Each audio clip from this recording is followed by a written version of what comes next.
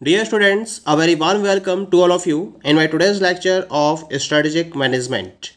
In today's lecture, we will discuss upon the topic grand strategies or directional strategies.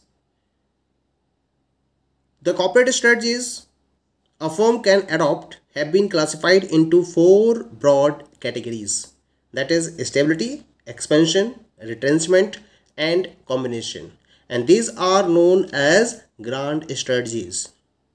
किसी particular firm के reference में जब हम corporate strategies की बात करते हैं तो इनको हम चार ब्रॉड कैटेगरीज में क्लासिफाई कर सकते हैं, और ये चार ब्रॉड कैटेगरीज होती हैं stability strategy, expansion strategy, retrenchment strategy and combination strategy. और कंबाइंडली हम इन चारों स्ट्रेटजीज को ग्रांड स्ट्रेटजीज के नाम से भी जानते हैं। ग्रांड स्ट्रेटजीज किसी भी पर्टिकुलर स्ट्रेटजिक एक्शन के रेफरेंस में बेसिक डायरेक्शंस को प्रोवाइड करती हैं। इन ग्रांड स्ट्रेटजीज को हम एक बेस की तरह ट्रीट करते हैं जब हमें लॉन्ग टर्म बिजनेस ऑब्जेक्टिव्स को अचीव करने के पॉइंट ऑफ व्यू से कोऑर्डिनेटेड और सस्टेन्ड एफर्ट्स को फॉलो करना होता है। तो यहाँ मैंने एक प्रॉपर क्लासिफिकेशन कर रखा है। स्ट्रेटजी ऑल्टरनेटिव्स को मैंने यहाँ पर चार पार्ट्स में डिवाइड करा है जिन्हें हम ग्रांड स्ट्रेटजीज में कंसीडर करते हैं: stability strategy, expansion strategy, retrenchment strategy and combination strategy. Again expansion strategy has been divided into two categories. The first one is the intensification and second one is the diversification. ऐसे intensification को फिर मैंने तीन parts में divide कर रखा है। एक आपका market penetration, market development second one, product development is the third one. Diversification में मैंने यहाँ पर इसको फोर पार्ट्स में डिवाइड कर रखा है, that is the horizontally integrated, vertically integrated, concentric diversification and the fourth one is the conglomerate diversification. ऐसे ही वर्टिकल इंटीग्रेशन को भी हम दो पार्ट्स में डिवाइड कर सकते हैं फर्दर। एक होती है आपकी फॉरवर्ड और दूसरी होती है बैकवर्ड वर्टिकल इंटीग्रेशन। तो इस तरीके से ग्रांड स्ट्रेटजीज को हम प्रॉपर्ली क्लासिफाई कर सकते हैं। ये चार्ट प्रॉपर्ली ग्रांड स्ट्रेटजीज को क्लासिफाई कर रहा है। अब हम इन स्ट्रेटजीज को वन बाय वन डिस्कस करेंगे। So let us move to the very first one, that is the stability strategy. This is the very first one strategy, that is stability strategy. क्या मतलब होता है? Under the stability strategy the firm stays with its current businesses and product markets, maintains the existing level of effort and is satisfied with incremental growth. तो stability का मतलब है यहाँ पर ऑर्गेनाइजेशन अपनी पोजीशन को स्टेबल कर लेती है। स्टेबल करने का मतलब है कि जो फर्म है वो अपने करेंट बिजनेस और प्रोडक्ट मार्केट पर मेंटेन रहती है, उसमें किसी भी तरीके का कोई भी चेंज नहीं करती है, अपने एग्जिस्टिंग लेवल ऑफ एफर्ट को मेंटेन करती है। मतलब फर्म एक पर्टिकुलर टॉप लेवल तक पहुंच चुकी है या एक पर्टिकुलर पोजीशन तक वो पहुंच चुकी है जहां वो पहुंचना चाहती थी। अब उसने क्या करना है, उसे उस पर्टिकुलर पोजीशन को मेंटेन करना है। जो लेवल ऑफ एफर्ट्स उसने मेंटेन करे, जो लेवल ऑफ एफर्ट्स उसने अचीव करे हैं, उन लेवल ऑफ एफर्ट्स को वो प्रॉपर्ली मेंटेन करना चाहती है, उस बिजनेस को मेंटेन करना चाहती है, उस प्रोडक्ट मार्केट को मेंटेन करना चाहती है, और जो इंक्रीमेंटल ग्रोथ हो रही है वो उससे कंप्लीटली सेटिस्फाइड है, उसमें वो कोई भी चेंज नहीं करना चाहती है। तो हम इसको स्टेबिलिटी स्ट्रेटजी का नाम देते हैं। कुछ पर्टिकुलर फीचर्स हैं इसके जिसके बेसिस पर हम स्टेबिलिटी स्ट्रेटजी को डिफाइन कर सकते हैं। क्या क्या है ये features? The very first one is the a firm opting for stability strategy stay with the same business. सबसे पहला पॉइंट रहता है कि same business, same product, same market के साथ में फर्म स्टेबल रहती है और इसी वजह से वो स्टेबिलिटी स्ट्रेटजी को ऑप्ट करती है। Second one is the endeavour is to enhance functional efficiencies in an incremental way through better deployment and utilization of resources. The assessment is that the desired income and profits would be earned through such incremental improvements. तो यहाँ पर जो firm का focus होता है वो incremental improvements पर होता है। अपनी फंक्शनल एफिशिएंसी को एनहेंस करते हुए इंक्रीमेंटल वे में अपनी परफॉर्मेंस को वो आगे बढ़ाती है। इसके लिए वो बेटर वे में अपने रिसोर्सेस को प्रॉपरली ऑप्टिमम लेवल तक यूटिलाइज करने के लिए एफर्ट्स करती है।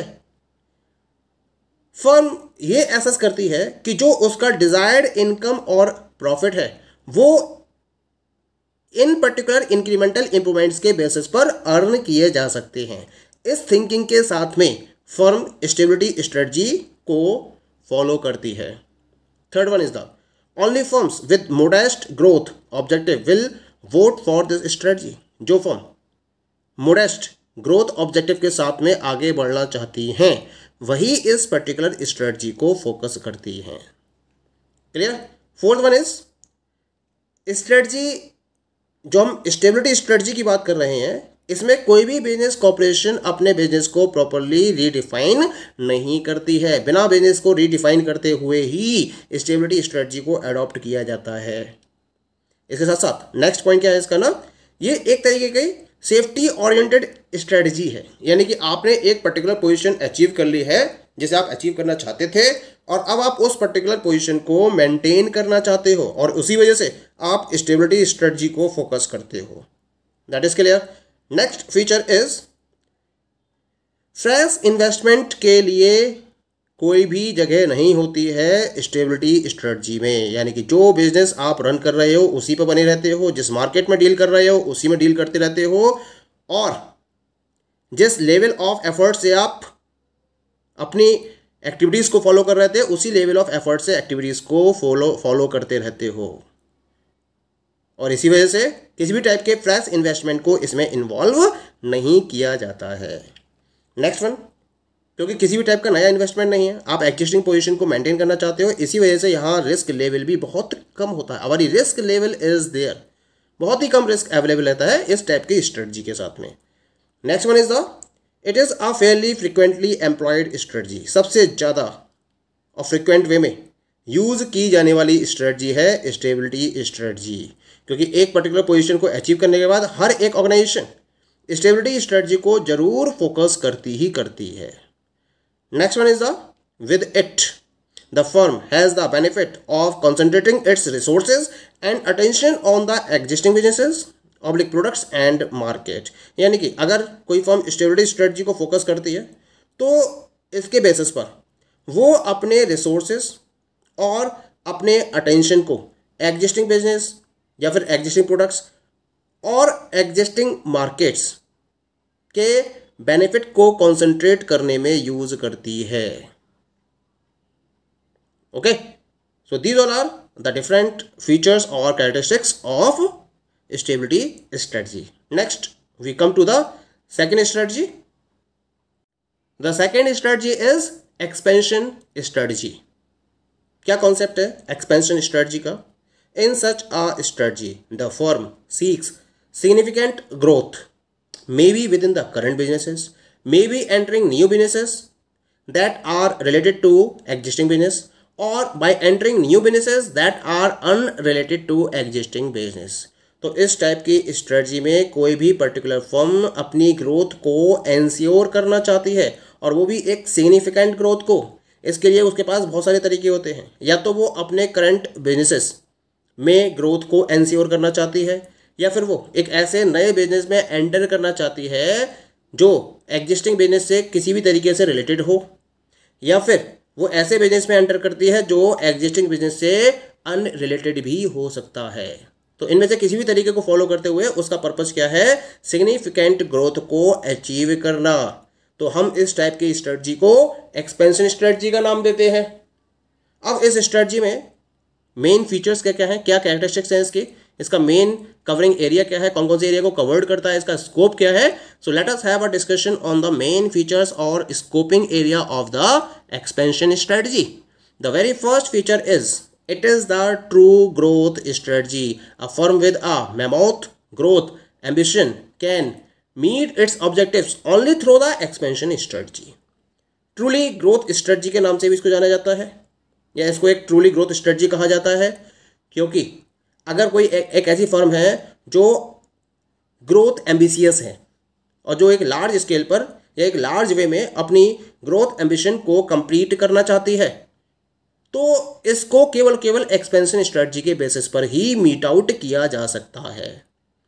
सेकेंड फीचर इज इस पर्टिकुलर एक्सपेंशन स्ट्रेटजी में किसी भी पर्टिकुलर कॉर्पोरेशन के बिजनेस को सबसे पहले तो रीडिफाइन किया जाता है और उसके बाद एक्सपेंशन के रिगार्डिंग स्ट्रेटजी अपनी वर्किंग को फॉलो करती है।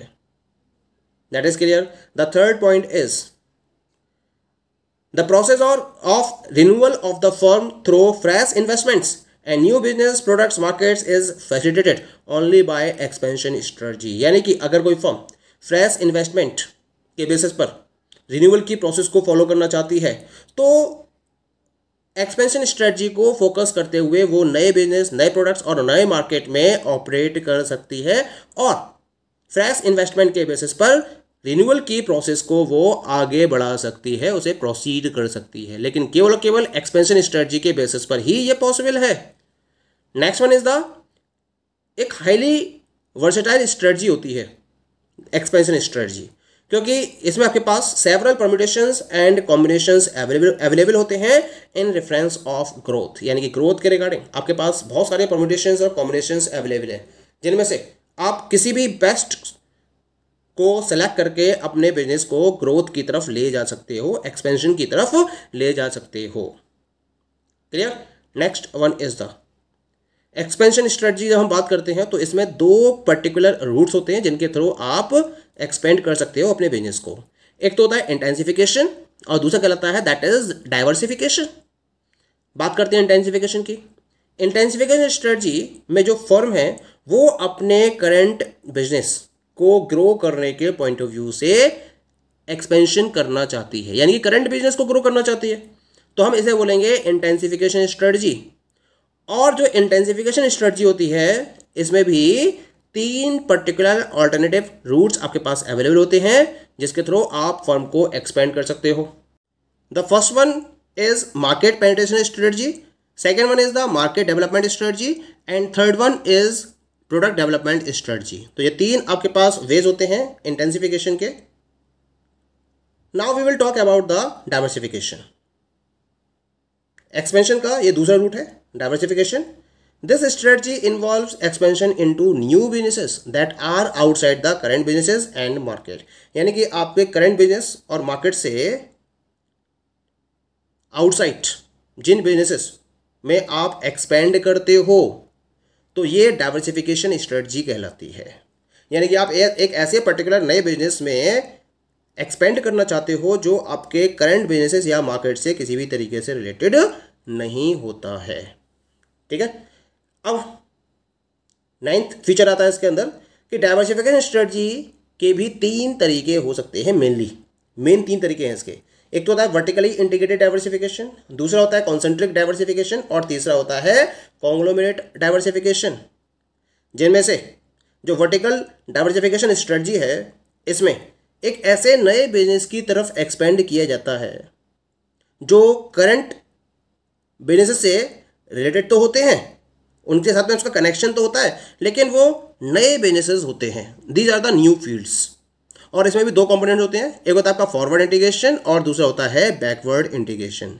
ऐसे ही जब मैं कॉन्सेंट्रिक डाइवर्सिफिकेशन की बात करता हूँ तो ये भी क्या होते हैं, इसमें भी जो फर्म्स हैं वो नए प्रोडक्ट्स में एंटर करती हैं, नए प्रोडक्ट्स को प्रोड्यूस करती हैं, लेकिन ये जो नए प्रोडक्ट्स होते हैं वो आपकी एग्जिस्टिंग प्रोसेस या टेक्नोलॉजी से रिलेटेड होते हैं। यानी कि एग्जिस्टिंग टेक्नोलॉजी जो है आपकी उसका यूज करते हुए आप इस टाइप के प्रोडक्ट्स को डेवलप कर सकते हो, तो हम इसको बोलेंगे कॉन्सेंट्रिक डाइवर्सिफिकेशन। और लास्ट रहता है इसके अंदर that is known as the conglomerate diversification. क्या होता है कॉन्ग्लोमेरेट डाइवर्सिफिकेशन में? A new business is added to the firm's portfolio but it is disjoint from the existing businesses. यानी कि ये वो पर्टिकुलर स्ट्रेटजी है जिसमें एक नए बिजनेस को फर्म के पोर्टफोलियो में ऐड तो किया जाता है, लेकिन ये एग्जिस्टिंग बिजनेसेस से बिल्कुल ही अलग होता है, डिसजॉइंट होता है, किसी भी टाइप का कोई भी कनेक्शन इसका एग्जिस्टिंग बिजनेसेस से नहीं होता है, तो हम इसको कॉन्ग्लोमेरेट डाइवर्सिफिकेशन का नाम देते हैं। That is clear. So these all are the different characteristics or features of expansion strategy. The rest of the grand strategies we will discuss in the next lecture. Okay, thank you.